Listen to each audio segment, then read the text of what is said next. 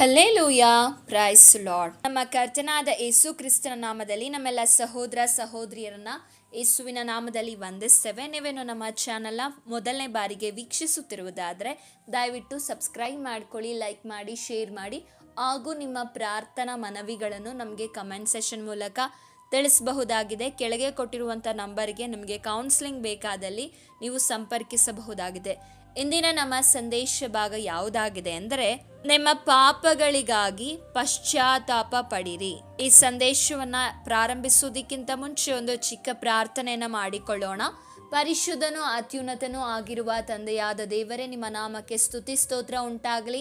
ಏಸಪ್ಪ, ಈ ದಿನವನ್ನು ನಮ್ಮ ಜೀವಿತದಲ್ಲಿ ಕಾಣಲಿಕ್ಕೆ ಕೊಟ್ಟಂತ ನಿನ್ನ ಮಹಾಕೃಪೆಗಾಗಿ ಸ್ತೋತ್ರ ಸಲ್ಲಿಸ್ತೇವೆ. ಈ ಸಂದೇಶವನ್ನ ಹೇಳುವಾಗ ಮಾತನಾಡುವುದು ನಾನಲ್ಲ, ನನ್ನ ಸ್ವಂತ ಬುದ್ಧಿ ಜ್ಞಾನದಿಂದಲ್ಲ, ಪರಿಶುದ್ಧ ಆತ್ಮನೇ ನೀವು ಮಾತನಾಡಬೇಕಾಗಿ, ಒಬ್ಬೊಬ್ಬರ ಹೃದಯಗಳನ್ನ ನೀವು ಬದಲಾಯಿಸಬೇಕಾಗಿ ಪ್ರಾರ್ಥಿಸ್ತೇವೆ. ರಾಜ್ಯ ನನ್ನ ಮರೆಮಾಚಿ ನೀವು ಪ್ರಕಟವಾಗಬೇಕಾಗಿ ಯೇಸುವಿನ ನಾಮದಲ್ಲಿ ಬೇಡಿಕೊಳ್ತೇವೆ ತಂದೆಯೇ, ಆಮೇನ್ ಆಮೇನ್. ಈ ಸಮಯದಲ್ಲಿ ನೀವು ನೆನೆಸಿಕೊಳ್ತಾ ಇರ್ಬೋದು, ನಾನೇನು ಪಾಪ ಮಾಡ್ತಾ ಇಲ್ಲ, ನಾನು ಯಾವ ತಪ್ಪನ್ನ ಮಾಡ್ತಾ ಇಲ್ಲ, ನಾನು ಸರಿಯಾಗೇ ಇದ್ದೇನೆ, ನಾನು ಯಾಕೆ ಪಶ್ಚಾತ್ತಾಪ ಪಡಬೇಕಂತ ನೀವು ನೆನೆಸಿಕೊಳ್ತಾ ಇರ್ಬೋದು. ಆದರೆ ದೇವರ ವಾಕ್ಯ ಏನಂತ ಹೇಳ್ತದೆ ಅಂದರೆ, ನೀತಿವಂತನೂ ಒಬ್ಬನೂ ಇಲ್ಲ. ರೋಮಾಪುರದವರಿಗೆ ಬರೆದ ಪತ್ರಿಕೆ 3ನೇ ಅಧ್ಯಾಯ 11ನೇ ವಚನ ಹೇಳುವ ಪ್ರಕಾರ, ನೀತಿವಂತನೂ ಇಲ್ಲ, ಒಬ್ಬನಾದರೂ ಇಲ್ಲ, ತಿಳುವಳಿಕೆ ಉಳ್ಳವನು ಇಲ್ಲ, ದೇವರನ್ನು ಹುಡುಕುವವನೂ ಇಲ್ಲ. ಹಾಗೆ ನಾವು 23ನೇ ವಚನ ನೋಡುವಾಗ, ಎಲ್ಲರೂ ಪಾಪ ಮಾಡಿ ದೇವರ ಮಹಿಮೆಯನ್ನು ಹೊಂದದೆ ಹೋಗಿದ್ದಾರೆ. ಎಲ್ಲರೂ ಪಾಪ ಮಾಡಿದ್ದಾರೆ, ಒಬ್ಬರು ಇಬ್ಬರಂತಲ್ಲ, ಎಲ್ಲರೂ ಪಾಪ ಮಾಡಿ ದೇವರ ಮಹಿಮೆಯನ್ನು ಹೊಂದದೆ ಹೋಗಿದ್ದಾರೆ. ಒಂದು ಚಿಕ್ಕ ಮಗುವಿನಲ್ಲೂ ಸಹ ಪಾಪವು ಇರ್ತದೆ, ಪಾಪವು ಆಳ್ವಿಕೆ ಮಾಡ್ತದೆ. ನೀವು ನೆನೆಸ್ಬೋದು, ಹೇಗೆ ಚಿಕ್ಕ ಮಗುವಿನಲ್ಲಿ ಪಾಪ ಇರ್ತದೆ, ನೀವೇನು ಹೀಗೆ ಹೇಳ್ತೀರಾ ಅಂತ ನೀವು ಯೋಚಿಸಬಹುದು, ನೋಡಬಹುದು. ನೀವು ಚಿಕ್ಕ ಮಕ್ಕಳನ್ನ ಇಬ್ಬರನ್ನ ನೀವೇನಾದ್ರೂ ಬಿಟ್ರೆ ಅವ್ರೇನ್ ಮಾಡ್ತಾರೆ, ಒಂದು ಮಗು ತನ್ನ ವಸ್ತುವನ್ನ ಏನಾದ್ರೂ ತೆಗೆದುಕೊಂಡ್ರೆ ಆ ಮಗುಗೆ ಕೋಪ ಬರ್ತದೆ. ನೀವು ಯಾರಾದ್ರೂ ಹೇಳ್ಕೊಟ್ಟಿದ್ರ ಮಗುಗೆ ಕೋಪ ಮಾಡ್ಕೋಬೇಕು ಅಂತ? ಹೇಳ್ಕೊಟ್ಟಿಲ್ಲ. ಆದಾಗ್ಯೂ ಸಹ ಮಗುವಿಗೆ ಆ ಕೋಪ ಬರ್ತಾ ಇದೆ ಅಂದರೆ ಮಗುವಿನಲ್ಲಿ ಜನ್ಮಾರಭ್ಯ ಪಾಪ. ಈ ಜನ್ಮಾರಭ್ಯ ಪಾಪಗಳು ಪ್ರತಿಯೊಬ್ಬ ಮನುಷ್ಯನಲ್ಲೂ ಇರ್ತದೆ. ಮಕ್ಕಳಲ್ಲಿ ಹೊಟ್ಟೆ ಕಿಚ್ಚನ್ನ ಕಾಣ್ತೇವೆ. ಒಂದು ಮಗುವಿಗೆ ಏನಾದ್ರೂ ಕೊಡುವಾಗ ಇನ್ನೊಂದು ಮಗುಗೆ ಹೊಟ್ಟೆ ಕಿಚ್ಚಾಗ್ತದೆ, ಜಗಳವಾಡ್ತಾರೆ. ಇದು ಯಾವುದನ್ನು ಹಿರಿಯರು ಹೇಳ್ಕೊಡೋದಿಲ್ಲ. ಆದ್ರೂ ಸಹ ಆ ಮಗುವಿನಲ್ಲಿ ಆ ಗುಣ ಕಾಣಲ್ಪಡ್ತಾ ಇದೆ ಅಂದ್ರೆ ಪಾಪದ ಸ್ವಭಾವಗಳು ಹುಟ್ಟಿನಿಂದಲೇ ಮನುಷ್ಯನಲ್ಲಿ ಇರ್ತದೆ. ಸೊ ಹಾಗಾಗಿ ಯಾರ್ಯಾರು ನೀವು ಇಂದು ಯೇಸುವನ್ನ ನಂಬದೆ ನೀವು ಇದ್ದೀರೋ, ನೀವೆಲ್ಲರೂ ನಿಮ್ಮ ಪಾಪಗಳಿಗೋಸ್ಕರ ಪಶ್ಚಾತ್ತಾಪ ಪಡಬೇಕು. ಹಾಗೆ ಇನ್ನೂ ಕೆಲವರು ಹೇಳ್ಬೋದು, ಸಿಸ್ಟರ್, ನಾನು ಯೇಸುವನ್ನ ನಂಬಿದ್ದೇನೆ, ನನ್ನ ಪಾಪಗಳೆಲ್ಲ ಪರಿಹಾರವಾಗಿದೆ, ನಾನು ಪಶ್ಚಾತ್ತಾಪ ಪಡುವ ಅವಶ್ಯಕತೆ ಇಲ್ಲ ಅಂತ. ಆದರೆ ಕೆಲವೊಬ್ಬರು ಕ್ರೈಸ್ತರಾಗಿಯೂ ಸಹ ಇಂದು ತಾವು ಪಾಪಗಳಲ್ಲಿ ಜೀವಿಸುತ್ತಾ, ಪಾಪಗಳನ್ನು ಮಾಡುತ್ತಾ, ಪಾಪದ ಅರಿವು ಗೊತ್ತಿದ್ರೂ ಸಹ ದೇವರ ಮುಂದೆ ಅದನ್ನ ಪಶ್ಚಾತ್ತಾಪ ಪಡದೆ ಅದೇ ಪಾಪವನ್ನು ಮನಸ್ಸಿನಲ್ಲಿಟ್ಟುಕೊಂಡು ದೇವರನ್ನ ಆರಾಧಿಸುತ್ತಾ, ಪ್ರಾರ್ಥಿಸುತ್ತಾ, ದೇವರನ್ನ ಸ್ತುತಿಸುತ್ತಾ ಸಭೆಗಳಿಗೆ ಹೋಗ್ತಾ ಎಷ್ಟೋ ಜನರು ಇವತ್ತು ಜೀವಿಸ್ತಾ ಇದ್ದಾರೆ. ನಿಜವಾದ ಪಶ್ಚಾತ್ತಾಪ ಎಂದ್ರೇನು ಇವತ್ತು ಎಷ್ಟೋ ಜನರಿಗೆ ಇದರ ಅರ್ಥ ಗೊತ್ತಿಲ್ಲ. ಯಾವ ಮನುಷ್ಯನೋ ಪಾಪವನ್ನ ನಾನು ಮಾಡ್ತಾ ಇರೋದು ಪಾಪ, ಇದು ತಪ್ಪಾಗಿದೆ, ನಾನು ಒಂದು ಕೆಲಸವನ್ನ ಮಾಡ್ತಾ ಇದ್ದೇನೆ, ಈ ಕೆಲಸ ದೇವರ ದೃಷ್ಟಿಯಲ್ಲಿ ತಪ್ಪಾಗಿದೆ, ಈ ಪಾಪವನ್ನ, ಈ ತಪ್ಪನ್ನ ನಾನು ಮಾಡಿದ್ದೇನೆ, ಇದನ್ನ ಕುರಿತಾಗಿ ನೀವು ದೇವರ ಮುಂದೆ ಹೋಗಬೇಕು. ಈಗ ಪಶ್ಚಾತ್ತಾಪ ಪಡ್ತೇನೆ ಅಂತ ಹೇಳಿ ನೀವು ಎಲ್ಲೆಲ್ಲಿಯೋ ಹೋಗಿ ಅಥವಾ ಧರ್ಮ ಕಾರ್ಯಗಳನ್ನ ಮಾಡಿದ್ರೆ ಅಥವಾ ಒಳ್ಳೆಯ ಕೆಲಸವನ್ನ ಮಾಡಿದ್ರೆ, ಬಡವರಿಗೆ ಸಹಾಯ ಮಾಡಿದ್ರೆ ನೀವು ಪಶ್ಚಾತ್ತಾಪ ಪಟ್ಟ ಹಾಗೆ ಆಗೋದಿಲ್ಲ. ನೀವು ಕರ್ತನಾದಂತ ಯೇಸು ಕ್ರಿಸ್ತನ ಮುಂದೆ, ನಾನು ಮಾಡಿರುವುದು ತಪ್ಪು, ನನ್ನ ಪಾಪಗಳಿಗಾಗಿ ಯೇಸು ಕ್ರಿಸ್ತನು ಆ ಕಲ್ವಾರಿಯ ಶಿಲುಬೆಯಲ್ಲಿ ನನಗೋಸ್ಕರ ಪ್ರಾಣವನ್ನ ಕೊಟ್ಟಿದ್ದಾನೆ ಎಂದು ನೀವು ನಂಬಿಕೊಂಡು, ನೀವು ಮಾಡ್ತಾ ಇರೋ ಕೆಲಸ ತಪ್ಪು, ಪಾಪ ಎಂದು ಅರಿಕೆ ಮಾಡಿ, ಆ ಪಾಪವನ್ನ ಅರಿಕೆ ಮಾಡಿ ನಿಮ್ಮ ಮನಸ್ಸಲ್ಲೇ ಇಟ್ಟುಕೊಳ್ಳೋದಲ್ಲ, ಅದೇ ಸ್ವಭಾವದಲ್ಲಿ ಇರೋದಲ್ಲ, ಆ ಪಾಪವನ್ನ ದೇವರ ಮುಂದೆ ಅರಿಕೆ ಮಾಡಿ ಆ ಪಾಪದ ಪಾಲಿಗೆ ನೀವು ಸತ್ತು ಹೋಗಬೇಕು. ಉದಾಹರಣೆಯಾಗಿ ನೀವು ಹಿಂದೆ ಬಹಳ ಸುಳ್ಳು ಹೇಳುವವರು ಆಗಿರಬಹುದು, ಆದರೆ ಯಾವಾಗ ನಿಮ್ಮ ಜೀವಿತದಲ್ಲಿ ಯೇಸು ಸ್ವಾಮಿ ಬಂದಾಗ ನೀವು ಆ ಜೀವಿತದಲ್ಲಿರುವಂತಹ ಅದೇ ಸುಳ್ಳನ್ನ ಯೇಸು ಕ್ರಿಸ್ತನನ್ನು ನಂಬಿದ ನಂತರವೂ ನೀವು ಹೇಳಿದ್ರೆ, ನೀವು ನಿಜವಾಗಿಯೂ ಯೇಸುವನ್ನ ಅರಿತುಕೊಂಡು ನೀವೇನು ಅದೇ ಸ್ವಭಾವದಲ್ಲೇ ಜೀವಿಸ್ತಾ ಇದ್ದೀರಾ ಅಂದ್ರೆ ನಿಮ್ಮ ಪಾಪದ ಪಾಲಿಗೆ ನೀವು ಸತ್ತಿಲ್ಲ. ಅದಕ್ಕೆ ವಾಕ್ಯ ಹೇಳ್ತದೆ, ಪಾಪದ ಪಾಲಿಗೆ ನೀವು ಸಾಯಬೇಕು. ಪಾಪದ ಪಾಲಿಗೆ ಸಾಯೋದು ಏನಂದ್ರೆ ನಿಮ್ಮ ಪಾಪಗಳಿಗಾಗಿ ನೀವು ಪಶ್ಚಾತ್ತಾಪ ಪಡಬೇಕು. ದೇವರ ಮುಂದೆ ನೀವು ಕಣ್ಣೀರು ಹಾಕಬೇಕು. ಬರೀ ಕಣ್ಣೀರು ಹಾಕೋದು ಮಾತ್ರ ಅಲ್ಲ, ಅದನ್ನು ಸಂಪೂರ್ಣವಾಗಿ ಬಿಟ್ಟು ಬಿಡಬೇಕು. ನೀವು ಕುಡಿಯುವಂಥ ಸ್ವಭಾವಗಳು ನಿಮ್ಮಲ್ಲಿ ಇರಬಹುದು, ಕೆಟ್ಟ ಅನೈತಿಕ ಸಂಬಂಧಗಳಲ್ಲಿ ನೀವು ಇದ್ದಿರಬಹುದು, ಅಥವಾ ಕೆಟ್ಟ ಮಾರ್ಗದಲ್ಲಿ ಕೆಟ್ಟ ಸಹವಾಸ ಫ್ರೆಂಡ್ಶಿಪ್ ಅಲ್ಲಿ ನೀವು ಇದ್ದಿರಬಹುದು. ಆದರೆ ಅದು ಎಲ್ಲವನ್ನ ನೀವು ಯಾವಾಗ ಯೇಸು ಕ್ರಿಸ್ತನನ್ನ ನೀವು ನಿಮ್ಮ ಮನಸ್ಸಿನಲ್ಲಿ ಸ್ವಂತ ರಕ್ಷಕನಾಗಿ ಅಂಗೀಕರಿಸಿಕೊಂಡರೋ ಆ ಸಮಯದಲ್ಲಿ ದೇವರ ಮುಂದೆ ಅರಿಕೆ ಮಾಡಿ ಆ ಸಹವಾಸಗಳನ್ನ, ಆ ಪಾಪದ ಪಾಲಿಗೆ ನೀವು ಸಂಪೂರ್ಣವಾಗಿ ಸತ್ತು ಹೋಗ್ಬೇಕು. ಈಗ ಸತ್ತು ಹೋದಂತ ಮನುಷ್ಯ ಮತ್ತೆ ಹೇಗೆ ತಿರುಗಿ ಬರುವುದಿಲ್ವೋ ಅದೇ ರೀತಿಯಾಗಿ ಸತ್ತು ಹೋದಂತ ಪಾಪಗಳು ನಿಮ್ಮ ಜೀವಿತದಲ್ಲಿ ತಿರುಗಿ ಬರಬಾರದು. ಅವನೇ ನಿಜವಾದ ರಕ್ಷಣೆಯನ್ನು ಹೊಂದಿದಂತ ಮನುಷ್ಯನಾಗಿದ್ದಾನೆ. ಇಂದು ಯೇಸು ಸ್ವಾಮಿಯನ್ನ ನಂಬದೇ ಇರುವಂಥವರು ಏನ್ ಮಾಡ್ತಾ ಇದ್ದಾರೆ ಅಂದ್ರೆ ಪಾಪದ ಪಶ್ಚಾತ್ತಾಪಕ್ಕೋಸ್ಕರ, ಪಾಪ ಪರಿಹಾರವಾಗಬೇಕಂತ ಅನೇಕ ದುಡ್ಡುಗಳನ್ನ ಖರ್ಚು ಮಾಡಿಕೊಂಡು ಅನೇಕ ಕಾರ್ಯಗಳನ್ನ ಮಾಡ್ತಾರೆ, ಅನೇಕ ಸ್ಥಳಗಳಿಗೆ ಹೋಗ್ತಾರೆ. ಆದರೆ ನೀವು ಎಲ್ಲಿಯೂ ಹೋದ್ರೂ ನಿಮ್ಮ ಪಾಪಗಳು ಪರಿಹಾರವಾಗೋದಿಲ್ಲ. ಆದ ಕಾರಣವೇ ನಿಮ್ಮ ಪಾಪಗಳು ಪರಿಹಾರವಾಗಬೇಕಂದ್ರೆ ಅದಕ್ಕೆ ಒಬ್ಬನೇ ಮಾರ್ಗ, ಯಾರೆಂದ್ರೆ ಯೇಸು ಕ್ರಿಸ್ತನಿಂದ ಮಾತ್ರವೇ ನಿಮ್ಮ ಪಾಪಗಳು ಪರಿಹಾರವಾಗುವಂಥದ್ದಾಗಿದೆ. ನಾವು ಸತ್ಯವೇದದಲ್ಲಿ ಬರೆದಿರುವುದನ್ನ ಕಾಣ್ತೇವೆ. ರೋಮಾಪುರದವರಿಗೆ ಬರೆದ ಪತ್ರಿಕೆ 5ನೇ ಅಧ್ಯಾಯ 8ನೇ ವಚನದಲ್ಲಿ ಹೀಗೆ ಬರೆಯಲ್ಪಟ್ಟಿದೆ, ಆದರೆ ನಾವು ಪಾಪಿಗಳಾಗಿದ್ದಾಗಲೂ ಕ್ರಿಸ್ತನು ನಮಗೋಸ್ಕರ ಪ್ರಾಣ ಕೊಟ್ಟದ್ದರಲ್ಲಿ ದೇವರು ನಮ್ಮ ಮೇಲೆ ತನಗಿರುವ ಪ್ರೀತಿಯನ್ನು ಸಿದ್ಧಾಂತಪಡಿಸಿದ್ದಾನೆ. ಯಾರು ನಮಗೋಸ್ಕರ ಪ್ರಾಣ ಕೊಟ್ಟಿದ್ದಾರೆ? ಯೇಸು ಕ್ರಿಸ್ತನು ಪ್ರಾಣವನ್ನ ಕೊಟ್ಟಿದ್ದಾರೆ. ಇಂದು ಅನೇಕರಿಗೆ ಯಾಕಾಗಿ ಯೇಸು ಸ್ವಾಮಿಯ ಶಿಲುಬೆಯಲ್ಲಿ ಮರಣವನ್ನ ಹೊಂದಿದ್ರು ಅಂತ ಎಷ್ಟೋ ಸಹೋದರ ಸಹೋದರಿಯರಿಗೆ ತಿಳಿದಿಲ್ಲ. ಯೇಸು ಸ್ವಾಮಿಯು ಶಿಲುಬೆಯಲ್ಲಿ ಮರಣವನ್ನ ಹೊಂದಿದ ಕಾರಣ ಏನಂದ್ರೆ ಆತನು ನಮಗೋಸ್ಕರ, ನಮ್ಮ ಪಾಪ ಪರಿಹಾರಕ್ಕೋಸ್ಕರವೇ ಯೇಸು ಸ್ವಾಮಿಯು ಶಿಲುಬೆಯಲ್ಲಿ ತನ್ನ ರಕ್ತವನ್ನ ಕೊಟ್ಟದ್ದನ್ನ ನಾವು ಕಾಣ್ತೇವೆ. ಪ್ರೀತಿಯ ಸಹೋದರ ಸಹೋದರಿಯರೇ, ವೇದಗಳು ಪುರಾಣಗಳು ಹೇಳುವ ಪ್ರಕಾರ ಮನುಷ್ಯನ ಪಾಪ ಪರಿಹಾರವಾಗಬೇಕಂದ್ರೆ ಏನು ಬೇಕು? ರಕ್ತಧಾರೆ ಇಲ್ಲದೆ ಪಾಪ ಪರಿಹಾರವಾಗೋದಿಲ್ಲ. ಪಾಪಗಳು ಪರಿಹಾರವಾಗಬೇಕು ಅಂದ್ರೆ ಪ್ರಾಣಿಗಳ ರಕ್ತವಾಗ್ಲಿ ಅಥವಾ ಬೇರೆ ಯಾವುದರ ರಕ್ತದಿಂದ ಪಾಪಗಳು ಪರಿಹಾರವಾಗುವುದಿಲ್ಲ. ಆದರೆ ಕರ್ತನಾದ ಯೇಸು ಕ್ರಿಸ್ತನಿಂದ ಮಾತ್ರವೇ ಪಾಪ ಪರಿಹಾರವಾಗ್ತದೆ. ಹಾಗಾದ್ರೆ ನೀವು ಹೇಳ್ಬೋದು, ನಾನು ಯೇಸುವನ್ನು ನಂಬಿದ್ದೇನೆ, ಸ್ವಂತ ರಕ್ಷಕನಾಗಿ ಅಂಗೀಕರಿಸಿಕೊಂಡಿದ್ದೇನೆ, ನನ್ನ ಪಾಪಗಳೆಲ್ಲ ಯೇಸು ಸ್ವಾಮಿಯು ತೊಳೆದು ಬಿಟ್ಟಿದ್ದಾರೆ, ನಾನು ರಕ್ಷಣೆಯನ್ನು ಹೊಂದಿದ್ದೇನೆ, ಮತ್ತೆ ಯಾಕೆ ನಾನು ಪಶ್ಚಾತ್ತಾಪ ಪಡಬೇಕೆಂದು ನೀವು ಒಂದು ಪ್ರಶ್ನೆಯನ್ನ ಕೇಳ್ತಾ ಇರಬಹುದು. ನಿಮ್ಮ ಮನಸ್ಸಿನಲ್ಲಿ ಈ ಪ್ರಶ್ನೆ ಹುಟ್ಟಿರಬಹುದು. ನಿಜವಾದ ರಕ್ಷಣೆಯ ಅರ್ಥ ಇಂದು ಎಷ್ಟೋ ಕ್ರೈಸ್ತರಿಗೆ ಗೊತ್ತಿಲ್ಲ. ನಿಜವಾದ ರಕ್ಷಣೆ ಏನಂದ್ರೆ, ಯಾವ ಮನುಷ್ಯನು ಯೇಸು ಸ್ವಾಮಿಯನ್ನು ಸ್ವಂತ ರಕ್ಷಕನಾಗಿ ಅಂಗೀಕರಿಸಿಕೊಂಡು ಪಾಪದ ಪಾಲಿಗೆ ಸತ್ತು ದೇವರಿಗೋಸ್ಕರ, ಇನ್ನು ನಾನು ಬದುಕೋದು ನಾನಲ್ಲ, ಕ್ರಿಸ್ತನು ನನ್ನಲ್ಲಿ ಬದುಕ್ತಾನೆ ಅಂತ ಯಾವ ಮನುಷ್ಯನು ಒಪ್ಪಿಸಿಕೊಡ್ತಾನೋ ಅಂತ ಮನುಷ್ಯನೇ ನಿಜವಾಗಿಯೂ ರಕ್ಷಣೆ ಹೊಂದಿದವನಾಗಿದ್ದಾನೆ. ರೋಮಾಪುರದವರಿಗೆ ಬರೆದ ಪತ್ರಿಕೆ 6ನೇ ಅಧ್ಯಾಯ 11ನೇ ವಚನದಲ್ಲಿ ಹೇಳುವ ಪ್ರಕಾರ, ಅದೇ ಪ್ರಕಾರ ನೀವು ಸಹ ನಿಮ್ಮನ್ನು ಕ್ರಿಸ್ತ ಯೇಸುವಿನ ಐಕ್ಯದಿಂದ ಪಾಪದ ಪಾಲಿಗೆ ಸತ್ತವರು, ದೇವರಿಗಾಗಿ ಜೀವಿಸುವವರು ಎಂದು ಎಣಿಸಿಕೊಳ್ಳರಿ. ಪಾಪದ ಪಾಲಿಗೆ ಸತ್ತಿದ್ದೀರಾ ಸಹೋದರ ಸಹೋದರಿಯರೇ? ಹೆಸರಿಗೆ ಮಾತ್ರ ಕ್ರೈಸ್ತರಾಗಿರ್ತಾರೆ, ಹೆಸರಿಗೆ ಮಾತ್ರ ಆರಾಧನೆ ಮಾಡ್ತಾರೆ, ಹೆಸರಿಗೆ ಮಾತ್ರ ಸಭೆಗೆ ಹೋಗ್ತಾರೆ, ಚರ್ಚ್ಗಳಿಗೆ ಹೋಗ್ತಾರೆ. ಆದರೆ ಪಾಪದ ಪಾಲಿಗೆ ಎಷ್ಟೋ ಜನ ಇನ್ನೂ ಸತ್ತಿಲ್ಲ. ಕುಟುಂಬದಲ್ಲಿ ಅದೇ ಮಾತುಗಳು, ಗಂಡನನ್ನ ಅದೇ ಮಾತುಗಳಿಂದ, ಅದೇ ಕೆಟ್ಟ ಮಾತುಗಳಿಂದ ದೂಷಣೆ ಮಾಡುವುದು, ಹೆಂಡತಿಯನ್ನ ಅದೇ ಕೆಟ್ಟ ಮಾತುಗಳಿಂದ ದೂಷಿಸುವಂಥದ್ದು, ಅದೇ ಕೆಟ್ಟ ಸಹವಾಸಗಳಲ್ಲಿ, ಕೆಟ್ಟ ಚಟಗಳಲ್ಲಿ ಇಂದು ಎಷ್ಟೋ ಸಹೋದರರು ಸಹೋದರಿಯರು ಇದ್ದಾರೆ. ಯೇಸುವನ್ನ ನಂಬಿದ್ದೀವಿ ಅಂತ ಹೆಸರಿಗೆ ಮಾತ್ರ ಹೇಳ್ತಾರೆ.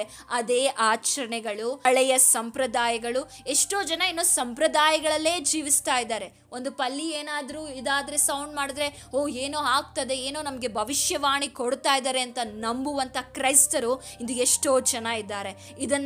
ಇದರೆಲ್ಲ ನೀವು ಬಿಡಬೇಕು. ಇದೆಲ್ಲ ಯಾವುದು ಸತ್ಯ, ಯಾವುದು ಒಳ್ಳೆಯದು ಅದನ್ನ ಮಾತ್ರ ನಾವು ಸರಿಯಾಗಿ ಹಿಡಿದುಕೊಳ್ಬೇಕು. ಅಮಾವಾಸ್ಯೆ, ಹುಣ್ಣಿಮೆ, ಆ ಕಾಲ ಒಳ್ಳೆಯದು, ಈ ಕಾಲ ಕೆಟ್ಟದ್ದು. ದೇವರು ಸೃಷ್ಟಿ ಮಾಡಿದಂಥದ್ದು ಎಲ್ಲವೂ ಒಳ್ಳೆಯದಾಗಿದೆ, ಎಲ್ಲ ಸಮಯವೂ ಒಳ್ಳೆ ಸಮಯದಾಗಿದೆ. ಕೆಟ್ಟ ಸಮಯ, ಒಳ್ಳೆ ಸಮಯ ಅಂತ ಯಾವುದೂ ಇಲ್ಲ. ಎಲ್ಲವೂ ದೇವರು ಸೃಷ್ಟಿ ಮಾಡಿರುವ, ದೇವರು ಕೊಟ್ಟಿರುವ ಸಮಯ. ದೇವರು ಒಂದು ಕೊಟ್ಟಿದ್ದಾನೆ ಅಂದರೆ ಅದು ಯಾವಾಗಲೂ ಒಳ್ಳೆಯದಾಗೇ ಇರ್ತದೆ. ಅದನ್ನು ನಾವು ಅರ್ಥ ಮಾಡಿಕೊಳ್ಬೇಕು. ಆದರೆ ಎಷ್ಟೋ ಜನ ಇನ್ನೂ ಸಾಂಪ್ರದಾಯಿಕವಾದ ಕ್ರೈಸ್ತರಾಗೇ ಜೀವಿಸ್ತಾ ಇದ್ದಾರೆ. ಇಂತಹ ಪಾಲಿಗೆ ನೀವೇನಾಗಬೇಕು, ಇವನ್ನೆಲ್ಲ ಬಿಡಬೇಕು, ಅದರ ಪಾಲಿಗೆ ನೀವು ಸಾಯಬೇಕು. ಆ್ಯಕ್ಚುಲಿ ಇದು ಒಂದು ಪಾಪವಾಗಿದೆ. ದೇವರ ಸತ್ಯವೇದಕ್ಕೆ ವಿರುದ್ಧವಾಗಿ ನಾವೇನೆಲ್ಲ ಆಚರಣೆ ಮಾಡ್ತೇವೋ ಅದು ಪಾಪನೇ. ದೇವರ ಮಾತಿಗೆ ಅವಿಧೇಯತೆಯನ್ನು ತೋರಿಸಿದ ಹಾಗೆ ರಕ್ಷಣೆ ಹೊಂದಿದಂಥ ನಾವು ಪ್ರತಿದಿನ ನಮ್ಮನ್ನು ನಾವೇನು ಮಾಡಿಕೊಳ್ಬೇಕು, ವಾಕ್ಯದಿಂದ, ಪರಿಶುದ್ಧ ಆತ್ಮನಿಂದ ನಾವು ಶುದ್ಧಿಪಡಿಸಿಕೊಳ್ಳಬೇಕು. ಅದಕ್ಕೆ ವಾಕ್ಯ ಹೀಗೆ ಹೇಳ್ತದೆ, ರೋಮಾಪುರದವರಿಗೆ ಬರೆದ ಪತ್ರಿಕೆ 8ನೇ ಅಧ್ಯಾಯ 13ನೇ ವಚನದಲ್ಲಿ, ನೀವು ಶರೀರ ಭಾವವನ್ನು ಅನುಸರಿಸಿ ಬದುಕಿದರೆ ಸಾಯುವುದು ನಿಶ್ಚಯ. ನೀವು ಪವಿತ್ರಾತ್ಮನಿಂದ ದೇಹದ ದುರಭ್ಯಾಸಗಳನ್ನು ನಾಶ ಮಾಡುವುದಾದರೆ ಜೀವಿಸುವಿರಿ. ಯಾರ್ಯಾರು ದೇವರ ಆತ್ಮನಿಂದ ನಡೆಸಿಕೊಳ್ಳುತ್ತಾರೋ ಅವರು ದೇವರ ಮಕ್ಕಳು. ಯಾರು ದೇವರ ಮಕ್ಕಳು? ಯಾರು ನಿಜವಾದಂತ ಕ್ರೈಸ್ತರಂದ್ರೆ ಯಾರು ಯೇಸುವಿನ ಮಾತಿಗೆ, ಆಜ್ಞೆಗಳಿಗೆ ಕೈಗೊಂಡು ನಡೀತಾರೋ ಅವರೇ ದೇವರ ಮಕ್ಕಳಾಗಿರ್ತಾರೆ. ಅವರೇ ದೇವರನ್ನ ಆರಾಧಿಸುವವರು, ನಿಜವಾಗಿಯೂ ಆರಾಧಿಸುವವರು, ನಿಜವಾಗಿಯೂ ಸೇವಿಸುವವರಾಗಿರ್ತಾರೆ. ಶರೀರ ಭಾವದವನ್ನ ನಾವು ಅನುಸರಿಸಿ ಬದುಕುವುದಾದ್ರೆ, ಎಷ್ಟೋ ಜನ ಇವತ್ತು ಸಭೆಗೆ ಬರ್ತಾರೆ, ಆದರೆ ಬದಲಾವಣೆಗಳಿಲ್ಲ. ಶರೀರ ಭಾವವನ್ನೇ ಇನ್ನೂ ಅನುಸರಿಸಿ ಬದುಕ್ತಾ ಇದ್ದೀರಾ. ನೀವು ನೋಡಿ, ವಾಕ್ಯ ಹೇಳ್ತಾ ಇದೆ, ಇನ್ನೂ ನೀವು ಶರೀರ ಭಾವವನ್ನು ಅನುಸರಿಸಿ ನಡೆದರೆ ನಿಮಗೆ ನಿಜವಾಗಿಯೂ ನಿಶ್ಚಯವಾಗಿಯೂ ಸಾವು ಖಂಡಿತ. ಹಾಗಾದರೆ ಆತ್ಮನಿಂದ ಹುಟ್ಟಿದಂಥವನು ಸಾಯೋದಿಲ್ವಾ? ಆತ್ಮನಿಂದ ಈಗ ಹೊಸದಾಗಿ ಹುಟ್ಟಿದವನು ಸಾಯೋದಿಲ್ವಾ ಅಂತಲ್ಲ, ಅವರು ಸಾಯ್ತಾರೆ, ಆದರೆ ಸತ್ತರು ಅವರು ಬದುಕ್ತಾರೆ. ಅದಕ್ಕೆ ಮಾರ್ಥಳ ಬಳಿ ಯೇಸ್ವಾಮಿ ಹೇಳ್ತಾರೆ, ನನ್ನನ್ನು ನಂಬುವವನು ಸತ್ತರು ಬದುಕ್ತಾನೆ ಅಂತ.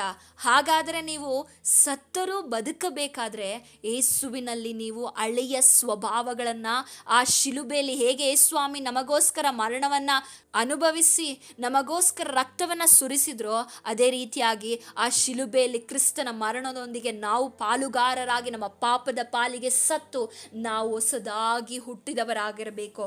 ನಾವು ಯಾವುದರಿಂದ ನಾವು ನಾಶಪಡಿಸಬೇಕಂದ್ರೆ, ನಮ್ಮ ದೇಹದ ದುರಾಭ್ಯಾಸಗಳನ್ನು ನಾಶ ಮಾಡುವುದು ಹೇಗೆ ಅಂದರೆ ಪವಿತ್ರಾತ್ಮನಿಂದ ಮಾತ್ರ ದೇಹದ ದುರಭ್ಯಾಸಗಳು ಬದಲಾಗಲಿಕ್ಕೆ ಸಾಧ್ಯ, ಅದು ನಾಶವಾಗಲಿಕ್ಕೆ ಸಾಧ್ಯ. ಯಾಕೆಂದರೆ ಎಷ್ಟೋ ಜನರು ಪ್ರಾರ್ಥನೆ ಮಾಡ್ತಾರೆ, ವಾಕ್ಯ ಓದ್ತಾರೆ, ಆರಾಧಿಸ್ತಾರೆ, ಅವರ ಬದಲಾವಣೆಗಳಿಲ್ಲ. ಯಾಕೆಂದರೆ ಅವರು ಪವಿತ್ರಾತ್ಮನನ್ನು ಅನುಸರಿಸಿ ನಡೆಯೋದಿಲ್ಲ. ಇವತ್ತು ಬಹಳ ದುಃಖಕರವಾದ ಸಂಗತಿ ಏನಂದರೆ, ಎಷ್ಟೋ ಕ್ರೈಸ್ತರು ಎನ್ನಿಸಿಕೊಂಡಂಥವರು ಪರಿಶುದ್ಧಾತ್ಮನ ಕುರಿತಾಗಿರುವಂಥ ನಂಬಿಕೆಗಳಿಲ್ಲದೆ ಜೀವಿಸ್ತಾ ಇದ್ದಾರೆ.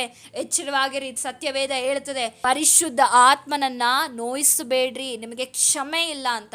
ಪರಿಶುದ್ಧಾತ್ಮನನ್ನ ನೋಯಿಸುವುದಂದ್ರೆ ಏನು ಗೊತ್ತಾ? ಪರಿಶುದ್ಧ ಆತ್ಮನನ್ನ ಇರುವಿಕೆನೇ ಇಲ್ಲ ಅಂತ ಯಾರು ಹೇಳಿಕೊಂಡು ಪರಿಶುದ್ಧ ಆತ್ಮನನ್ನು ದುಃಖ ಪಡಿಸ್ತಾ ಇದ್ದಾರೋ ಅಂಥವರಿಗೆ ಕ್ಷಮೆ ಇಲ್ಲ ಅಂತ ವಾಕ್ಯ ಹೇಳ್ತದೆ. ಪರಿಶುದ್ಧ ಆತ್ಮನಿದ್ದಾನೆ, ಆತ ನಮಗೆ ಸಹಾಯಕನಾಗಿದ್ದಾನೆ. ಯೇಸು ಸ್ವಾಮಿಯೇ ಹೇಳಿದ್ದಾರೆ, ಪರಿಶುದ್ಧ ಆತ್ಮ ನಮಗೆ ಸಹಾಯಕನು. ಹಾಗಾದರೆ ಆ ಪರಿಶುದ್ಧ ಆತ್ಮನ ನಮ್ಮ ಜೀವಿತಗಳಲ್ಲಿ ಬರುವಾಗ ನಮ್ಮ ದೇಹದ ಎಲ್ಲ ದುರಭ್ಯಾಸಗಳನ್ನು ಆತನು ನಾಶಪಡಿಸುವ ಆತನಾಗಿದ್ದಾನೆ. ನೀವಿನ್ನು ಯಾವ ಪಾಪ ಮಾಡ್ತಾ ಇದ್ದೀರಾ, ಪಶ್ಚಾತ್ತಾಪ ಪಡ್ರಿ. ದೇವ್ರ ವಾಕ್ಯ ಹೇಳ್ತದೆ, ಪಶ್ಚಾತ್ತಾಪ ಪಡ್ರಿ, ನಿಮ್ಮ ಬಟ್ಟೆಗಳನ್ನೆಲ್ಲ ಹೃದಯವನ್ನ ಅರಿಯಿರಿ ಅಂತ ವಾಕ್ಯ ಹೇಳ್ತದೆ. ನಿಮ್ಮ ಮನಸ್ಸಿನಲ್ಲಿರುವ ಕೆಟ್ಟ ಆಲೋಚನೆಗಳು, ದುರಭ್ಯಾಸಗಳು ನೀವು ಈ ಸಮಯದಲ್ಲಿ ಬಿಟ್ಟು ಪಶ್ಚಾತ್ತಾಪ ಪಡುವುದಾದ್ರೆ ದೇವರು ಈ ಸಮಯದಲ್ಲಿ ನಿಮ್ಮ ಪಾಪಗಳನ್ನು ಕ್ಷಮಿಸಿ ನಿಮಗೆ ನೂತನ ಮನಸ್ಸನ್ನು ಅನುಗ್ರಹಿಸುವ ಆತನಾಗಿದ್ದಾನೆ. ದೇವರ ಆತ್ಮನಿಂದ ನಡೆಸಿಕೊಳ್ತಾ ಇದ್ದೀರಾ ಸಹೋದರ ಸಹೋದರಿಯರೇ? ದೇವರ ಆತ್ಮನಿಂದ ನಡೆಸಿಕೊಳ್ಳುವವನಲ್ಲಿ ಯಾವಾಗಲೂ ಪ್ರೀತಿ, ಸಮಾಧಾನ, ಐಕ್ಯತೆ, ಶಾಂತಿ, ಕ್ಷಮೆ, ದಮೆ, ನಂಬಿಕೆ, ಸಾಧುತ್ವ ಇವುಗಳಿರ್ತದೆ. ದೈವಿಕವಾದ ಗುಣಗಳಿರ್ತದೆ ದೇವರ ಆತ್ಮನಿಂದ ನಡೆಸಿಕೊಳ್ಳುವವರಲ್ಲಿ. ಯಾರು ದೇವರ ಆತ್ಮನಿಂದ ನಡೆಸಿಕೊಳ್ಳೋದಿಲ್ವೋ ಅವರಲ್ಲಿ ಯಾವಾಗಲೂ ಶರೀರ ಭಾವದ ಸ್ವಭಾವಗಳು ಆಳ್ವಿಕೆ ಮಾಡ್ತಾ ಇರ್ತದೆ. ಹೊಟ್ಟೆ ಕಿಚ್ಚು, ಕೋಪ, ದ್ವೇಷ, ಶಾರೀರಿಕವಾದ ಇಚ್ಛೆಗಳು, ಕ್ಷಮಿಸದೇ ಇರುವಂಥ ಗುಣಗಳು ಇವುಗಳು ಕಾಣಲ್ಪಡ್ತದೆ. ನೀವು ದೇವರ ಮಗನಾಗಬೇಕು, ದೇವರ ಮಗಳಾಗಬೇಕಂದ್ರೆ ದೇವರ ಆತ್ಮನಿಂದ ನೀವು ನಡೆಸಿಕೊಳ್ಳಬೇಕು. 1 ಪೇತ್ರನ ಪತ್ರಿಕೆ 1ನೇ ಅಧ್ಯಾಯ 23ನೇ ವಚನವನ್ನು ನಾವು ಓದಿಕೊಳ್ಳುವುದಾದ್ರೆ, ನೀವು ಪುನರ್ಜನ್ಮ ಹೊಂದಿದವರಾಗಿದ್ದೀರಲ್ಲ, ಆ ಜನ್ಮವು ನಾಶವಾಗುವ ಬೀಜದಿಂದ ಉಂಟಾದದ್ದಲ್ಲ, ನಾಶವಾಗದ ಬೀಜದಿಂದಲೇ ಉಂಟಾದದ್ದು. ಅದು ದೇವರ ಸದಾ ಜೀವವುಳ್ಳ ವಾಕ್ಯದ ಮೂಲಕವಾಗಿ ಉಂಟಾಯಿತು. ಪುನರ್ಜನ್ಮ ಹೊಂದಿದ್ದೀರಲ್ಲವಾ? ಕೆಲವರು ಹೇಳ್ತಾರೆ, ನಾವು ಸತ್ತ ನಂತರ ನಮ್ಗೆ ಇನ್ನೊಂದು ಜನ್ಮ ಇದೆ ಅಂತ. ನಾವು ಸತ್ತ ನಂತರ ನಮಗೆ ಇನ್ನೊಂದು ಜನ್ಮ ಇಲ್ಲ. ನಾವು ಇರುವಾಗಲೇ ಪ್ರತಿಯೊಬ್ಬ ಮನುಷ್ಯನು ಪುನರ್ಜನ್ಮವನ್ನು ಹೊಂದಿಕೊಳ್ಳಬೇಕು. ಹೇಗೆ ಪುನರ್ಜನ್ಮವನ್ನು ಹೊಂದಿಕೊಳ್ತಾನೆ ಅಂದರೆ ಕ್ರಿಸ್ತನ ಮೂಲಕವಾಗಿ. ಹುಟ್ಟಿದಾಗ ಮನುಷ್ಯನು ಹೇಗಿರ್ತಾನೆ, ಹುಟ್ಟಿದಾಗಿಂದಲೂ ಅವನಲ್ಲಿರುವಂಥ ಪಾಪ ಸ್ವಭಾವಗಳಿರ್ತದೆ. ಆದರೆ ಯಾವಾಗ ಒಬ್ಬ ಮನುಷ್ಯನು ಯೇಸು ಕ್ರಿಸ್ತನನ್ನು ಅಂಗೀಕರಿಸಿಕೊಳ್ತಾನೋ ಅವನು ತನ್ನ ಜೀವಿತದಲ್ಲಿ ಪುನರ್ಜನ್ಮವನ್ನು ಹೊಂದುತ್ತಾನೆ. ಅದೇ ವಾಕ್ಯ ಹೇಳ್ತಾ ಇರೋದು. ಅದಕ್ಕೆ ಯೋಹಾನನು ಬರೆದ ಸುವಾರ್ತೆ 3ನೇ ಅಧ್ಯಾಯ 4, 5, 6, 7ನೇ ವಚನವನ್ನು ನಾವು ಓದಿಕೊಳ್ಳೋಣ. ಮನುಷ್ಯನು ಮುದುಕನಾದ ಮೇಲೆ ಹುಟ್ಟುವುದು ಹೇಗೆ? ಅವನು ತನ್ನ ತಾಯಿಯ ಗರ್ಭದಲ್ಲಿ ತಿರುಗಿ ಸೇರಿ ಹುಟ್ಟುವುದಾದೀತೆ ಎಂದು ಕೇಳಿದನು. ಅದಕ್ಕೆ ಯೇಸು, ನಾನು ನಿನಗೆ ನಿಜ ನಿಜವಾಗಿ ಹೇಳುತ್ತೇನೆ, ಒಬ್ಬನು ನೀರಿನಿಂದಲೂ ಆತ್ಮನಿಂದಲೂ ಹುಟ್ಟದಿದ್ದರೆ ದೇವರ ರಾಜ್ಯಕ್ಕೆ ಸೇರಲಾರನು. ದೇಹದಿಂದ ಹುಟ್ಟಿದ್ದು ದೇಹವೇ, ಆತ್ಮನಿಂದ ಹುಟ್ಟಿದ್ದು ಆತ್ಮವೇ. ನೀವು ಹೊಸದಾಗಿ ಹುಟ್ಟಬೇಕು ಎಂದು ನಾನು ನಿನಗೆ ಹೇಳಿದ್ದರಿಂದ ಆಶ್ಚರ್ಯ ಪಡಬೇಡ.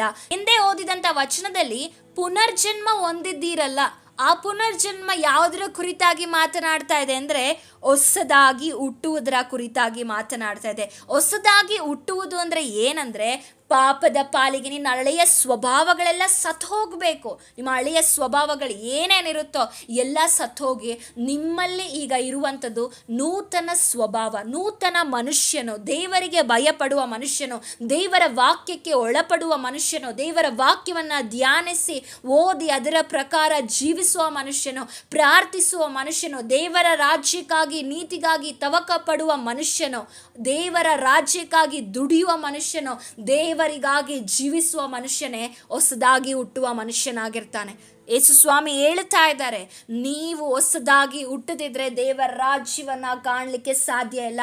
ನೀವು ಆತ್ಮನಿಂದ ಹುಟ್ಟಬೇಕು. ಆತ್ಮನಿಂದ ಅನೇಕರು ಇನ್ನೂ ಹುಟ್ಟಿಲ್ಲ. ಪಶ್ಚಾತ್ತಾಪ ಪಡ್ರಿ. ನೀವು ಮಾಡ್ತಾ ಇರುವ ಒಂದೊಂದು, ಕೆಲವರು ಹೇಳ್ತಾರೆ ಸುಳ್ಳು ಹೇಳೋದೇನು ಪಾಪ ಅಲ್ಲ, ಮೋಸ ಮಾಡೋದೇನು ಪಾಪ ಅಲ್ಲ, ಚಿಕ್ಕ ಪುಟ್ಟ ವ್ಯವಹಾರಗಳನ್ನು ನಾವು ಮಾಡೋದ್ರಲ್ಲಿ ಏನು ತಪ್ಪಿದೆ ಅಂತ ಹೇಳ್ತಾರೆ. ದೇವರ ದೃಷ್ಟಿಯಲ್ಲಿ ಎಲ್ಲ ಒಂದೇ ತಪ್ಪು. ನಾವು ಚಿಕ್ಕ ಪುಟ್ಟ ವಿಷಯಗಳಿಗೂ ದೇವರ ಮುಂದೆ ಭಯ ಪಡುವವರಾಗಿರಬೇಕು. ಯೋಸೇಫನ ಜೀವಿತದಲ್ಲಿ ನೋಡ್ರಿ, ಆತನು ದೇವರ ಮುಂದೆ ಭಯ ಭಕ್ತಿ ಉಳ್ಳಂಥ ವ್ಯಕ್ತಿ ಆಗಿದನು. 44ನ ಮನೆಯ ಎಲ್ಲ ಜವಾಬ್ದಾರಿಯನ್ನು ಅವನ ಕೈಗೆ ಕೊಟ್ಟಾಗಿಯೋ ಆತನು ಎಲ್ಲಿಯೂ ಕೂಡ ಅಪನಂಬಿಗಸ್ತಿಕೆಯ ಕೆಲಸ ಮಾಡಲಿಲ್ಲ. ಯಾಕೆಂದರೆ ಅವನಲ್ಲಿ ದೇವರ ಭಯ ಇತ್ತು. ದೇವರ ಆತ್ಮನು ಆತನ ಸಂಗಡ ಇದ್ದನು. ಆತ್ಮನಿಂದ ಆತನು ನಡೆಸಲ್ಪಡ್ತಾ ಇದ್ದನು. ಪುನರ್ಜನ್ಮ ಅಂದರೆ ಮನುಷ್ಯ ಮುದುಕನಾಗಿ ಮತ್ತೆ ಇನ್ನೊಂದು ಜನ್ಮದಲ್ಲಿ ಹುಟ್ಟುವುದಲ್ಲ. ಪುನರ್ಜನ್ಮ ಅಂದರೆ ಒಬ್ಬ ವ್ಯಕ್ತಿಯು ತನ್ನ ಸ್ವಭಾವಗಳಲ್ಲಿ ಬದಲಾಗುವಂಥದ್ದು. ಸ್ವಭಾವಗಳು ಬದಲಾಗೋದಿಲ್ಲ ಸುಮ್ಮನೆ. ಯೇಸುವನ್ನು ನಂಬಬೇಕು, ಯೇಸುವಿಗಾಗಿ ಜೀವಿತ ಅರ್ಪಿಸಿ ಕೊಡಬೇಕು. ನೀವು ಒಳ್ಳೆಯ ಮನುಷ್ಯನಾಗಿ, ಒಳ್ಳೆಯ ಫಲ ಕೊಡುವಂಥ ಮನುಷ್ಯನಾಗಿ ಜೀವಿಸಬೇಕು. ಸತ್ತರೂ ಬದುಕಬೇಕಂದ್ರೆ, ಅಂದರೆ ಸತ್ತರೂ ನೀವು ಹೇಗೆ ಬದುಕ್ತೀಯ ಅಂದರೆ, ನಿತ್ಯವಾದಂತಹ ಪರಲೋಕ ರಾಜ್ಯ ನಿಮಗೆ ದೊರೆಯಬೇಕಂದ್ರೆ ನೀವು ಯೇಸುವನ್ನು ಸ್ವಂತ ರಕ್ಷಕನಾಗಿ ಅಂಗೀಕರಿಸಿಕೊಂಡು ಯಾವಾಗಲೂ ನಿಮ್ಮ ರಕ್ಷಣೆಯನ್ನು ಕಾದಿರಿಸಿಕೊಳ್ಳಬೇಕು.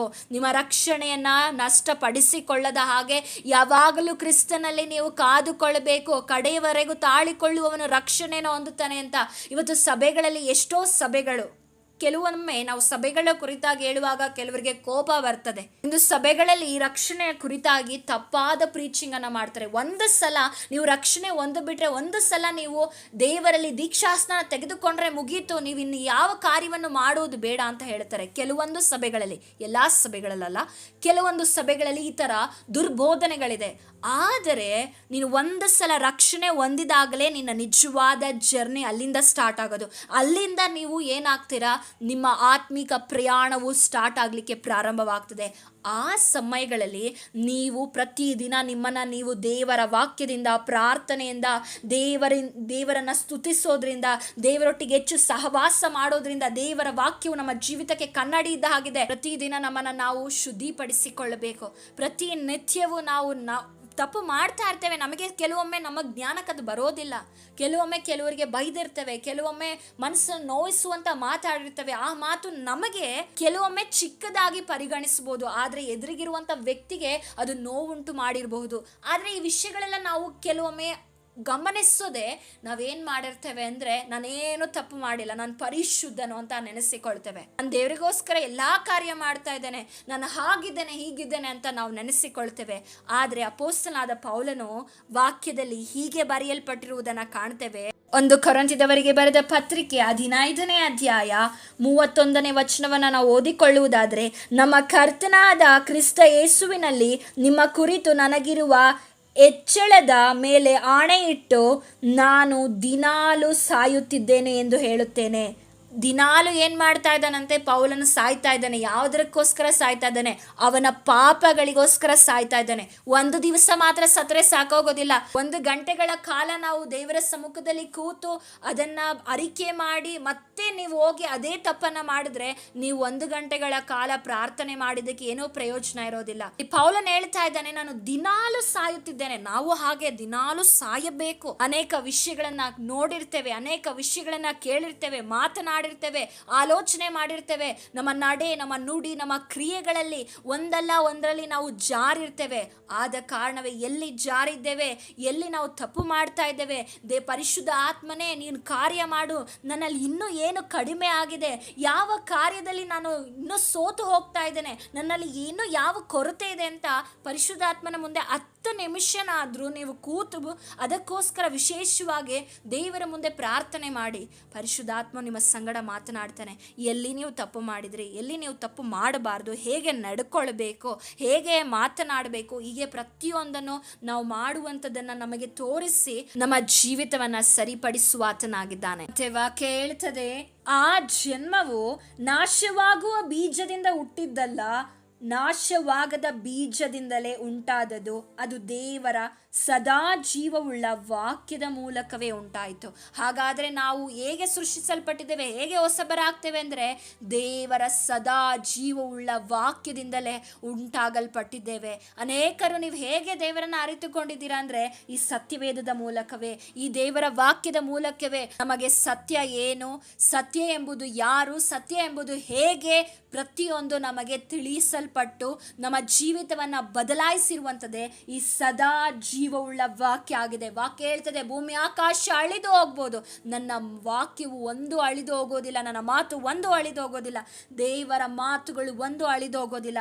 ಈ ಸದಾ ಜೀವವುಳ್ಳ ವಾಕ್ಯವು ಮನುಷ್ಯನ ಮಾತುಗಳೆಲ್ಲ ಮನುಷ್ಯನಿಂದ ಪ್ರೇರೇಪಿಸಲ್ಪಟ್ಟಿದ್ದಲ್ಲ, ದೇವರ ಆತ್ಮನ ವಾಕ್ಯವಾಗಿದೆ. ದೇವರ ಆತ್ಮನ ವಾಕ್ಯವು ಒಬ್ಬ ಮನುಷ್ಯನ ಜೀವಿತವನ್ನು ಬದಲಾಯಿಸಿ ಅವನನ್ನ ಬದಲಾಯಿಸುವಂಥದ್ದಾಗಿದೆ. ಹಾಗಾದ್ರೆ ನೀವು ಪುನರ್ಜನ್ಮವನ್ನ ಹೊಂದಿದ್ದೀರಾ? ಪುನರ್ಜನ್ಮ ಅಂದ್ರೆ ಏನಂತ ನಮಗೆ ಅರ್ಥವಾಯಿತು ಎಂದು ನಾನು ಭಾವಿಸ್ತೇನೆ. ಪಶ್ಚಾತ್ತಾಪ ಪಡಿರಿ ನಿಮ್ಮ ಪಾಪಗಳಿಗೋಸ್ಕರ. ನೀವಿರುವ ಸಹವಾಸ ಒಳ್ಳೇದಲ್ಲ, ನೀವೇನೀಗ ಮಾಡ್ತಾ ಇದ್ದೀರೋ ಈ ಕಾರ್ಯ ಒಳ್ಳೇದಲ್ಲ. ಅನೇಕರು ಪ್ರಾರ್ಥನೆ ಮಾಡದೆ, ಅನೇಕರು ಸತ್ಯವೇದವನ್ನು ಧ್ಯಾನಿಸದೆ, ಅನೇಕರು ಸತ್ಯವನ್ನು ತಿಳಿದುಕೊಳ್ಳದೆ, ಸತ್ಯವು ನಿಮ್ಮ ಕಣ್ಣ ಮುಂದೆ ಅನೇಕ ಸಲ ಬರ್ತಾ ಇದ್ರೂ ಸಹ ಸತ್ಯವನ್ನು ಗ್ರಹಿಸಿಕೊಳ್ಳದೆ ಮನಸ್ಸನ್ನ ಕಠಿಣ ಮಾಡಿಕೊಂಡು ದೇವರ ವಿರುದ್ಧವಾಗಿ ಪಾಪ ಮಾಡುತ್ತಾ, ಪಾಪದಲ್ಲಿರುವ ಸಹೋದರ ಸಹೋದರಿಯರೇ, ಪಶ್ಚಾತ್ತಾಪ ಪಡಿರಿ. ಇದು ಅಂತಿಮ ಆಹ್ವಾನವಾಗಿದೆ. ನೀವು ಈ ಸಮಯದಲ್ಲೇ ಪಶ್ಚಾತ್ತಾಪ ಪಡಬೇಕು. ಮತ್ತೆ ನಿಮಗೆ ಸಮಯ ಸಿಗೋದಿಲ್ಲ. ಸತ್ತ ನಂತರ ನೀವು ಎಷ್ಟೇ ಪಶ್ಚಾತ್ತಾಪ ಪಟ್ರು, ಎಷ್ಟೇ ಕ್ಷಮಿಸಿ ಅಂತ ಕೇಳಿದ್ರೂ ಸಹ ನೀವು ಕ್ಷಮಿಸಲ್ಪಡೋದಿಲ್ಲ. ನೀವು ಬದುಕಿದ್ದಾಗಲೇ ಮಾನಸಾಂತರ ಹೊಂದಬೇಕು. ಬದುಕಿದ್ದಾಗಲೇ ಪಶ್ಚಾತ್ತಾಪ ಪಟ್ಟು ಪಾಪವನ್ನು ಬಿಟ್ಟು ದೇವರನ್ನ ನಂಬಿ ದೇವರಿಗಾಗಿ ಜೀವಿಸಬೇಕು. ಇಂದು ಯೇಸು ಸ್ವಾಮಿ ತಿರುಗಿ ಬರುವುದಾದರೆ ಈ ರಾತ್ರಿ ನೀವು ಎತ್ತಲ್ಪಡ್ತೀರಾ? ನಿಮ್ಮಲ್ಲಿ ಒಂದು ಪ್ರಶ್ನೆ, ಈ ರಾತ್ರಿ ನಿಮ್ಮ ಜೀವವು ತೆಗೆಯಲ್ಪಟ್ಟರೆ ನೀವು ಎಲ್ಲಿಗೆ ಹೋಗ್ತೀರಾ? ಏನಾಗ್ತದೆ ನಿಮ್ಮ ಜೀವಿತ? ಯೋಚನೆ ಮಾಡಿ. ನಿಮ್ಮ ಜೀವಿತ ಈ ರಾತ್ರಿ ನಿಮ್ಮ ಜೀವ ಹೋದರೆ ನೀವು ಎಲ್ಲಿಗೆ ಹೋಗ್ತೀರಾ? ಮೊದಲಿಂಗನಾದ ಯೇಸು ಸ್ವಾಮಿಯು ಬರುವಾಗ ಮೊದಲಗಿತ್ತಿಯಾದಂಥ ನೀವುಗಳು ಎತ್ತಲ್ಪಡ್ತೀರಾ? ಸತ್ತ ನಂತರವೂ ನಮಗೊಂದು ಜೀವಿತ ಇದೆ. ಆ ನಿತ್ಯವಾದ ಜೀವಿತವನ್ನ ನೀವು ಪಡೆದುಕೊಳ್ಬೇಕಂದ್ರೆ ಅದಕ್ಕೆ ಯೇಸು ಸ್ವಾಮಿ ಮಾತ್ರವೇ ಮಾರ್ಗ. ಯಾವ ಮೋಕ್ಷ ಆಗ್ಲಿ, ಯಾವ ಧರ್ಮ ಕಾರ್ಯವಾಗ್ಲಿ ಯಾವುದೂ ನಿಮ್ಮನ್ನ ಕಾಪಾಡೋದಿಲ್ಲ. ನೀವು ಇರುವಾಗಲೇ ಪಶ್ಚಾತ್ತಾಪ ಪಟ್ಟು ಯೇಸುವನ್ನ ಅಂಗೀಕರಿಸಿಕೊಳ್ಳಿ. ಸತ್ತ ನಂತರ ನಿಮಗೆ ಚಾನ್ಸ್ ಇಲ್ಲ. ನೀವೇನೇ ಮಾಡಿದ್ರೂ ಕೂಡ ಅಲ್ಲಿ ನಿಮಗೆ ಕರುಣೆನೂ ದೊರೆಯೋದಿಲ್ಲ, ಯಾವ ಕ್ಷಮೆನೂ ದೊರೆಯೋದಿಲ್ಲ. ನಿಮಗೊಂದು ಚಿಕ್ಕ ಉದಾಹರಣೆಯನ್ನ ಈ ಸಮಯದಲ್ಲಿ ಹೇಳಲು ಇಷ್ಟಪಡ್ತೇನೆ. ನಾನು ಒಂದು ಪುಸ್ತಕದಲ್ಲಿ ಓದಿದಂತಹ ವಿಚಾರವಾಗಿದೆ. ಒಮ್ಮೆ ಒಬ್ಬ ಕಳ್ಳನು ಕಳ್ಳತನವನ್ನ ಮಾಡಿ ಸಿಕ್ಕಾಕೊಳ್ತಾರೆ. ಅವನನ್ನ ಕೋರ್ಟಿಗೆ ಪ್ರೊಡ್ಯೂಸ್ ಮಾಡ್ತಾರೆ. ಪ್ರೊಡ್ಯೂಸ್ ಮಾಡುವ ಸಮಯದಲ್ಲಿ ಜಡ್ಜ್ ಏನ್ ಮಾಡ್ತಾರೆ ಅಂದ್ರೆ ಆತನನ್ನ ಕ್ಷಮಿಸು ಬಿಟ್ಟು ಬಿಡ್ತಾರೆ. ನಂತರ 2ನೇ ಸಲನೂ ಆತನು ಅದೇ ಕಾರ್ಯವನ್ನ ಮಾಡ್ತಾನೆ. ಆಗಲೂ ಅವನಿಗೆ ಕ್ಷಮೆ ದೊರೆಯುತ್ತದೆ. ಆದರೆ ಮೂರನೇ ಸಲ ಅವನಿಗೆ ಕ್ಷಮೆ ದೊರೆಯುವುದಿಲ್ಲ. ಯಾಕೆಂದ್ರೆ ಮೊದಲನೇ ಸಲ ಎರಡನೇ ಸಲ ಆ ಜಡ್ಜ್ ಕೂತಿದಂತ ಸ್ಥಾನ ಯಾವುದಾಗಿತ್ತಂದ್ರೆ, ಸಿಂಹಾಸನ ಯಾವುದಾಗಿತ್ತಂದ್ರೆ ಕೃಪಾಸನದ ಮೇಲೆ ಆ ಒಂದು ಜಡ್ಜ್ ಕೂತಿದ್ದನು, ಅಂದ್ರೆ ಕ್ಷಮಿಸಲ್ಪಟ್ಟನು. ಆದ್ರೆ ಮೂರನೇ ಸಲ ಅವನು ನ್ಯಾಯಾಧಿಪತಿಯಾಗಿ ಆ ಸ್ಥಳದಲ್ಲಿ ಕೂತಿದ್ದನು. ಆದ ಕಾರಣ ನ್ಯಾಯಾಧಿಪತಿಯಾಗಿರುವಾಗ ಅವನಿಗೆ ನ್ಯಾಯ ತೀರ್ಪನ್ನ ಮಾಡಬೇಕು. ಅವನು ಮಾಡಿದ ಶಿಕ್ಷೆ ಸರಿಯಾಗಿ ಅವನಿಗೆ ದಂಡಿಸಲ್ಪಡಬೇಕು. ನ್ಯಾಯಾಧೀಶನ ಕೆಲಸ ಏನು? ತಪ್ಪು ಮಾಡಿದವನಿಗೆ ಶಿಕ್ಷೆಯನ್ನ ಕೊಡುವುದು. ಈ ಸಮಯದಲ್ಲಿ ಜಡ್ಜ್ ಯಾವುದರ ಮೇಲೆ ಕೂತಿದ್ದಾರೆ ಅಂದ್ರೆ ನ್ಯಾಯಸ್ಥಾನದ ಮೇಲೆ ಜಡ್ಜ್ ಕೂತಿದ್ದಾರೆ. ಆದ ಕಾರಣ ಈ ಸಮಯದಲ್ಲಿ ಆ ಕಳ್ಳನಿಗೆ ಕ್ಷಮಾಪಣೆ ಇಲ್ಲ. ಅದೇ ರೀತಿಯಾಗಿ ಯೇಸು ಸ್ವಾಮಿಯೂ ಸಹ ಈ ಸಮಯದಲ್ಲಿ ಕೃಪಾಸನದ ಮೇಲಿದ್ದಾರೆ. ಆ ಕೃಪಾಸನದ ಮೇಲೆ ಕೂತಿರುವ ದೇವರ ಮುಂದೆ ಈ ಸಮಯದಲ್ಲಿ ನೀವು ಪಶ್ಚಾತ್ತಾಪ ಪಡುವುದಾದರೆ ನಿಮಗೆ ಕರುಣೆ ದೊರೆಯುತ್ತದೆ. ಇಲ್ಲವಾದರೆ ನೀವು ನ್ಯಾಯಸ್ಥಾನದಲ್ಲಿ ಆತನು ಕೂತಿರುವಾಗ ನೀವು ಕ್ಷಮೆ ಕೇಳಿದರೆ ಖಂಡಿತವಾಗಿಯೂ ನಿಮಗೆ ಕ್ಷಮಿಸಲು ಸಾಧ್ಯವಿಲ್ಲ. ಯಾಕೆಂದರೆ ಆ ಜಡ್ಜ್ ಹೇಳ್ತಾರೆ, ಈ ಸಮಯದಲ್ಲಿ ನಿನಗೆ ಕ್ಷಮಿಸಲು ಸಾಧ್ಯವಿಲ್ಲ, ಈ ಸಮಯದಲ್ಲಿ ನಿನಗೆ ನ್ಯಾಯ ತೀರ್ಪು ಆಗ್ತಾ ಇದೆ ಅಂತ. ನ್ಯಾಯ ತೀರ್ಪು ಆಗುವ ಸಮಯದಲ್ಲಿ ನೀವೆಷ್ಟೇ ಕ್ಷಮಾಪಣೆ ಕೇಳಿದ್ರು ಪ್ರಯೋಜನವಿಲ್ಲ.